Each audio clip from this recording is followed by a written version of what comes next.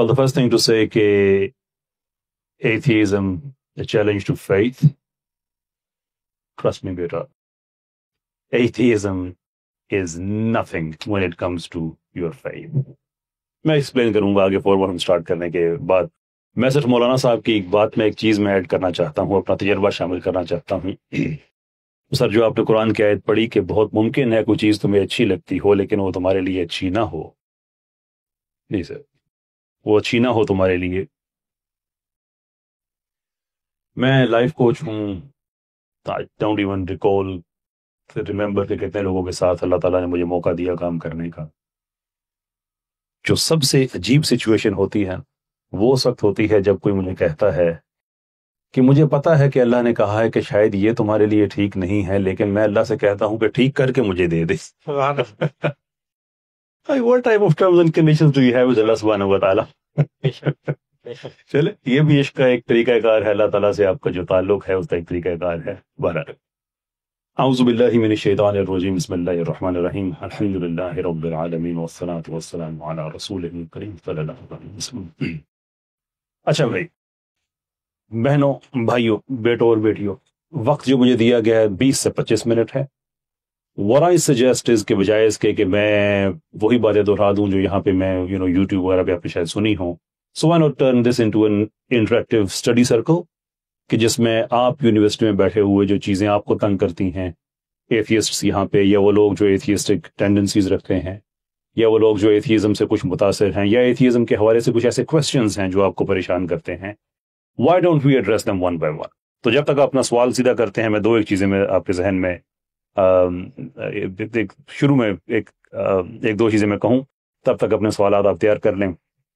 دیکھیں، بنیادی طور پہ ہوتا یہ ہے کہ جب آپ کسی چیز کو آئیڈینٹیفائی کرتے ہیں اور اس کا تقابل کرتے ہیں کسی دوسری چیز سے، تو وہ تقابل چیزوں کا نہیں ہوتا ہے، اصل میں چیزوں کے فیچرز کا ہوتا ہے.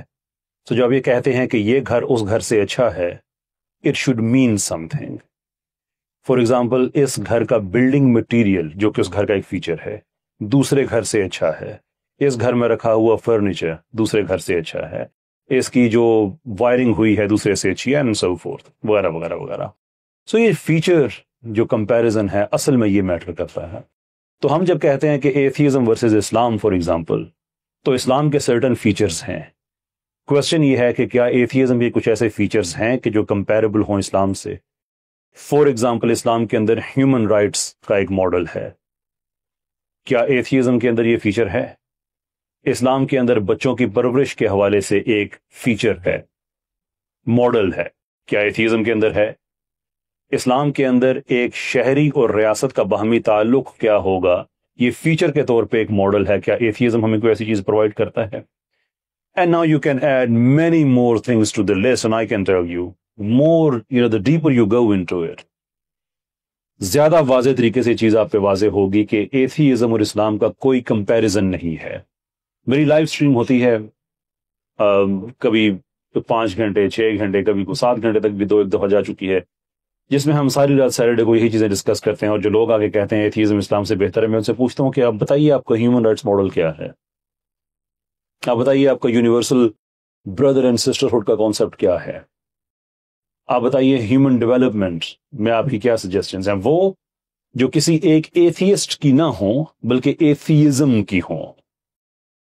And there is know answer. اس لیے ایتھیزم کو کبھی بھی اسلام کے ساتھ آپ اس کا مقابلہ نہ کریں. نیور. کوئی بھی ایتھیسٹ آ کے آپ سے کہتا ہے کہ ایتھیزم بہتر ہے، آج تم بھائی اپنا ہیومن رائٹس ماڈل دو، اپنی سوشل تھیوری دو، اپنی پولیٹیکل تھیوری دو، اپنی اکانومی دو، گیو اس سم تھنگ اس فیچر کو ہم کمپیئر کر سکیں. اف دیٹ ڈزنٹ ایگزسٹ، اٹھا پیارا پھر سائڈ پہ بیٹھو. We would rather spend time on something which is more constructive. ٹھیک، یہ ہو گیا میرا اوپننگ مقدمہ.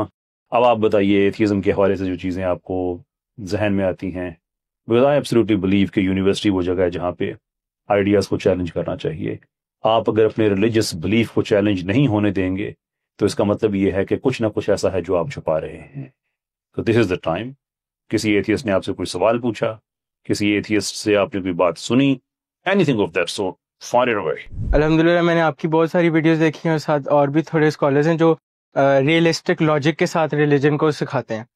میرا مین کوشچن یہ ہے کہ کیا ہم ریلیجن اور سائنٹیفک لاجک کو ایک پاتھ پہ کر کے ریلیجن سیکھ سکتے ہیں؟ اور اگر اس کا آنسر یس ہے تو ہم وہ ایتھیسٹ جو ہیں وہ کافی کوشچن پوچھتے ہیں کہ حضرت محمد صلی اللہ علیہ وسلم نے جو ہمیں بتایا کہ اللہ کے حکم سے چاند کو آدھا کیا اپنی انگلی سے، اور پھر اللہ کے حکم سے وہ 7ویں آسمان تک انہوں نے سفر کیا براق پر بیٹھ کر، تو اس کی ہم کس طرح، یہ تو ہمارا ایمان ہے، ہم بلیو کرتے ہیں اور ہم اس پہ کوشچن نہیں کرتے، مگر جب ہم نے پریچ کرنا تھا تو ظاہر سی بات ہے ہمیں لاجک چاہیے آنسر کے لیے، تو ادھر آ کے ہم کیا پاتھ اختیار کریں کہ ہم ان کو کنونس بھی کر پائیں اور جو ہمیں سن رہے ہیں ان تک بھی ایک اچھا جواب پہنچ جائے؟ شور. دیکھیے اس میں 2 حصے ہیں آپ کے سوال کے، پہلا سائنس کے حوالے سے اور دوسرا جو ہے اسینشلی معجزات کے حوالے سے ہے.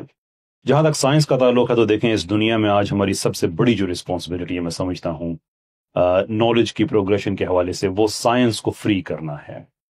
سائنس اور فلسفی میں ہسٹوریکلی کوئی فرق نہیں رہا.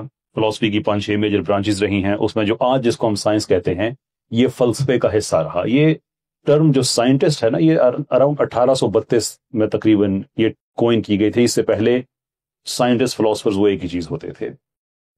تو فلسفے کی دنیا میں، سائنس کی دنیا میں تو کبھی بھی یہ ڈفرینشیٹ نہیں کیا گیا کہ یہ سائنس ہوتا ہے اور یہ ریلیجن ہوتا ہے. جتنے بڑے بڑے، ایون ارسطو کو ہم نہیں کہتے کہ وہ ریلیجس آدمی تھا، لیکن اس کے لیے بھی ایک پرائم موور کا کانسیپٹ، ایک سائنٹیفک کانسیپٹ اس کے پاس بھی تھا جو کہ فلسافیکل اسٹرانگ سائنٹیفک تھا. اس کے بعد بڑے بڑے پائنیئر مسلم سائنٹسٹ آئے، انہوں نے بھی ریلیجن کو اور سائنس کو علیحدہ نہیں کیا. بڑے بڑے کرسچن سائنٹسٹ آئے، انہوں نے بھی سائنس اور ریلیجن کو علیحدہ نہیں کیا. ہاں یہ ضرور ہے کہ ریلیجن کے اندر جو غلط چیزیں جو آبزرویشن سے ٹکرا رہی تھی، انہوں نے ان سے کہا کہ یہ چیز ٹھیک نہیں ہے، جو کہ عیسائیت کی ریکوائرمنٹ نہیں تھی. مثال کے طور پہ عیسائیت کی ریکوائرمنٹ نہیں ہے کہ زمین 6000 سال پرانی ہے، یہ کسی ایک انسان کی کیلکولیشن ہے جو عیسائیت میں پھر عام ہو گئی. تو اس چیز کو آبزرو کہ نہیں زمین 6000 سال پرانی نہیں ہے، اس سے زیادہ ہے، انہوں نے اس چیز کو چیلنج کیا تھا. لیکن یہ جسے ہم ایج آف انلائٹنمنٹ کہتے ہیں، اس میں جو سائنس ہمارے سامنے آئی ہے یہ ایک پورا بلیف سسٹم ہے. 3 چیزیں ہیں، آپ نوٹ کرنا چاہیں کریں، میں اکثر اپنے لیکچرز میں حوالہ دیتا رہتا ہوں. سائنٹزم، میتھڈولوجیکل نیچرلزم اور فلسافیکل مٹیریلزم، یہ 3 چیزیں ہیں جس پہ ہماری آج کی موجودہ سائنس کھڑی ہے. اس کے اپنے مباحات ہیں، اس کے اپنے حلال ہیں، حرام ہیں، مکروہات ہیں. اس کے اندر یہ چیزیں طے کر دی گئی ہیں. مثال کے طور پہ کہ جب فار ایگزامپل میتھڈولوجیکل نیچرلزم یہ پوزٹ کرتا ہے کہ جب آپ سائنٹیفک انڈیور کریں تو آپ نے سپر نیچرل کو سائڈ پہ رکھ لینا ہے، یعنی کہ آپ نے کوئی ایسی وضاحت لینی ہی نہیں ہے جو خدا کی طرف اشارہ کرتی ہو. اور اگر وہ وضاحت ایسی ہے تو اس کے اوپر آپ کوئی آرٹیفیشل تھیوری بنا دیں، کوئی ہائپوتھیسس کھڑا کر دیں، لیکن صرف نیچرل ایکسپلینیشنز لینی ہے. اگر آپ کو نہیں پتا تو پھر بھی ایسا ہی ہے. رچرڈ لیونٹن ایوولوشنری بایولوجسٹ ہیں، ان کی تو آلموسٹ کنفیشن گریڈ سٹیٹمنٹ ہے. وہ کہتے ہیں کہ ایسا نہیں ہے کہ ہم تحقیق کر کے نتیجوں تک پہنچتے ہیں، بلکہ ہماری اے پرائری مطلب پہلے سے طے شدہ، ہماری پہلے سے طے شدہ کمٹمنٹ ہے مٹیریلزم کے ساتھ. ہم وہ نتیجہ پہلے طے کرتے ہیں، پھر تحقیق کر کے اس نتیجے کو جواز دیتے ہیں. جیسے ایوولوشن ہے، مثال کے طور پہ evolution is not a result of scientific research, یہ ایک طے شدہ چیز ہے. باقی جتنی سائنٹیفک ڈیٹا سامنے آتا ہے اس کو ہم ایوولوشنری پیراڈائم کے اندر فٹ کرنے کی کوشش کرتے ہیں. سو یہ چیز پہلے ذہن میں رکھیں کہ سائنس کو آزاد کرانا ہے. یہ جو آج کل چل رہا ہے جو ایتھیسٹک سائنس ہے، اس کا آپ اسلام سے مقابلہ کریں، بائی آل مینز آپ جب کریں، کوئی ایشو نہیں ہے. Now from this we cut into your second part کیونکہ یہ بڑی ڈائریکٹلی ریلیونٹ ہیں.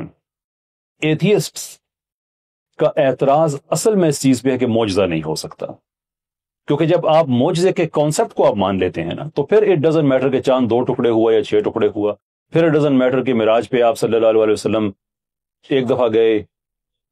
ضمنی طور پہ اس کا آپ کے سوال سے تعلق نہیں ہے، بات چلتے چلتے میرے ذہن میں آ گئی کہ میرے والد صاحب کہتے ہوتے ہیں کہ لوگوں کو اس چیز پہ حیرت ہوتی ہے کہ دیکھو نبی صلی اللہ علیہ وسلم کا اتنا مقام ہے کہ اللہ ان کو معراج پہ لے کے گیا.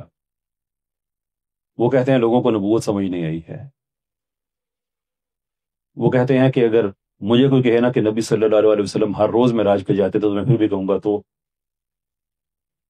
کہ نبی کا مقام ہی اتنا ہوتا ہے کہ روز معراج پہ جائیں، اسٹل ایکسیپٹیبل. خیر یہ ایک ضمنی بات تھی بیچ میں. اب ہم آتے ہیں معجزے کے کانسیپٹ پہ.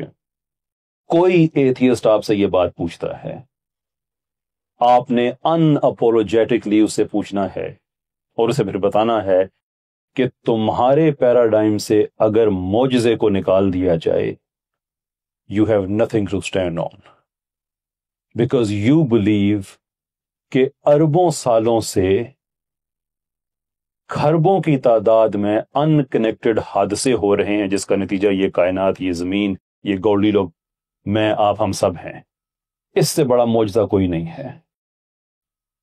آپ میں نے پہلے بھی کسی ایک لیکچر میں ایسے ہی کوسچن آنسر میں نے عرض کیا تھا کہ آپ صرف اگر آتے ہیں ہمارا جو ڈی این اے کی انسٹرکشن سے پروٹین کی پروڈکشن ہے، اس پروسیس کو دیکھ لیں تو ڈی این اے سے کوڈز ایشو ہوتے ہیں۔ اب ڈی این اے وہ کوڈز کیسے ایشو کرتا ہے؟ جب اسے پتا چلتا ہے میں نے یہ پروٹینز بنانے ہیں، ایتھیسٹ کے پاس کوئی اس کا جواب نہیں ہے کہ ڈی این اے کیسے وہ کوڈز جنریٹ کرتا ہے۔ اس کو پتا چلتا ہے کہ میرے جو 4 اسینشل نیوکلیوٹائڈز ہیں، اے، ٹی، سی اور جی، ان میں سے میں نے 3 حروف کے میں نے الفاظ بنانے ہیں۔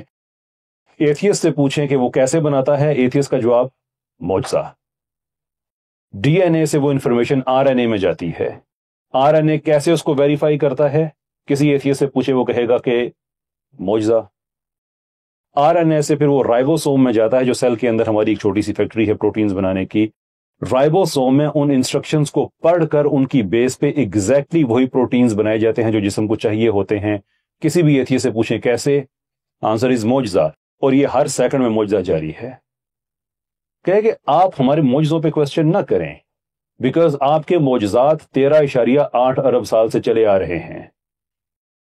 اس یونیورس میں کسی بھی جگہ زندگی کو اکوموڈیٹ کرنے کے لیے ہمیں جو میس اور انرجی کی ڈسٹریبیوشن چاہیے تھی، اس کی ہمارے پاس میتھمیٹیکل، ہمارے پاس اس کا آنسر موجود ہے۔ That is 1 in 10 to the power of 10 to the power of 123. That is how precise it is. Answer معجزہ۔ جو اٹریکٹیو اور ریپلسو فورس کا آپس میں بیلنس ہے کہ جو کائنات کو اتنی تیزی کے ساتھ یہ پھیل رہی ہے، لیکن اس کے باوجود نہ اس کو وہ برن ہونے دے رہا ہے، نہ اس کے نظم کو آپس میں بگاڑ رہا ہے۔ اس نظم کو بگاڑنے کا مطلب آپ یہ سمجھ لیں کہ آپ یہ جیسے آپ کے سامنے میز پڑا ہوا ہے، اس میز کے اوپر آپ ایک کپڑا رکھیں طے کر کے، اس کپڑے کے اوپر آپ کچھ گلاس، کچھ چمچے، کچھ اس طرح کی چیزیں آپ رکھ دیں، کراکری وغیرہ رکھ دیں، پھر اس کپڑے کو آپ پھیلا دیں۔ جب پھیلائیں گے تو گلاس ادھر جا کے پڑے گا، چمچ ادھر گرے گی، سارا رائٹ۔ لیکن ہماری جو ریپلسو فورس ہے کائنات کی، وہ کائنات کے کپڑے کو پھیلائے جا رہی ہے۔ لیکن جو اٹریکٹیو فورس ہے وہ زمین اور چاند کو آپس میں، ایسا نہیں کہ جب وہ پھیل رہی ہے تو چاند جا کے کہیں اور چلا جائے، ادھر مریخ آ جائے، نہیں، ایسا نہیں۔ وہ اس نظم کو اپنی جگہ پہ قائم رکھے ہوئے ہے۔ کیسے؟ معجزہ، رائٹ۔ جو ایک سجدہ جسے تو گراں سمجھتا ہے، آپ اللہ کو ایک سجدہ نہ کریں، آپ کو 13.8 ارب سال کے آپ کو جگہ جگہ سجدہ کرنا پڑتا ہے ان سارے حادثات کے سامنے۔ سو ایتھیسٹ سے ہمارا یہ کبھی بھی کوسچن نہیں ہے کہ یہ پرٹیکولر معجزہ کیسے ہوا۔ ہمارا ان سے سوال یہ ہے کہ معجزہ ہو سکتا ہے نہیں ہو سکتا۔ اگر معجزہ ہو سکتا ہے، یہ کائنات کا بننا ایک معجزہ ہے، اس کو سسٹین کرنا ایک معجزہ ہے۔ If that is what you believe to be a miracle، کیونکہ اگر اس کی اگر کوئی خدائی ایکسپلینیشن نہیں ہے تو یہ معجزہ ہی ہے، تو پھر آپ اس کا سوال نہیں پوچھ سکتے کہ یہ معجزہ کیسے ہو گیا تھا اور وہ معجزہ کیسے ہو گیا تھا۔ So talk to us at a macro level, not at a micro level.